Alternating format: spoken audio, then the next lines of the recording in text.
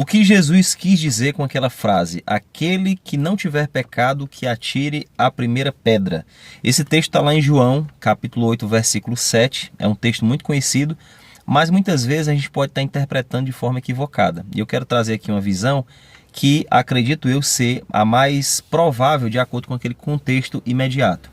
O que acontece é que na lei mosaica, no capítulo 20 de Levítico, versículo 10, o texto fala que o homem e a mulher que fossem pegos em adultério, ambos deveriam ser levados para serem apedrejados.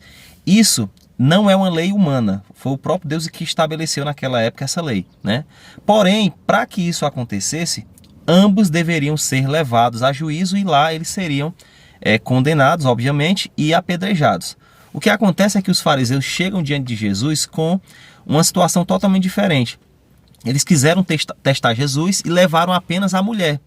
Quando ele chega diante de Jesus e Jesus fala isso, muitas pessoas entendem que Jesus está questionando eles, né, e falando sobre os pecados dele, de cada um deles, como se fossem pecados antigos. Mas, olhando para o texto de forma mais próxima daquela realidade ali, o que dá para a gente entender é que Cristo está simplesmente dizendo assim, ó, vejam o pecado que vocês estão cometendo, vocês vão querer que essa mulher seja apedrejada pelo pecado delas quando vocês estão quebrando a lei, porque eles estavam quebrando a lei. O fato de levarem apenas a mulher diante de Jesus para querer tomar um posicionamento de Jesus para que ela fosse apedrejada, deixando o homem de fora, era um pecado. E era um pecado perverso, porque ia resultar na morte da mulher. O homem não ia morrer, mas ela ia.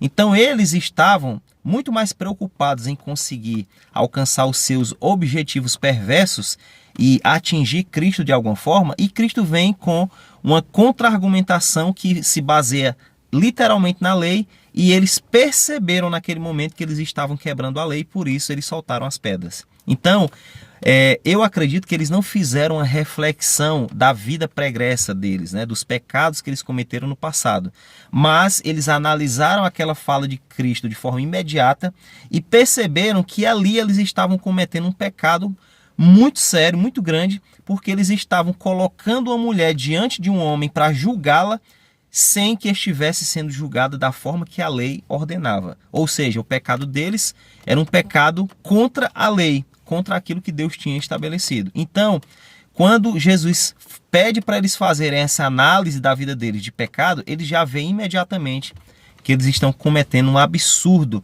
uma coisa reprovável diante de Deus. Então, que a gente possa pegar esses contextos bíblicos e analisar tudo isso da forma mais correta possível para a gente não pensar bobagem, amém?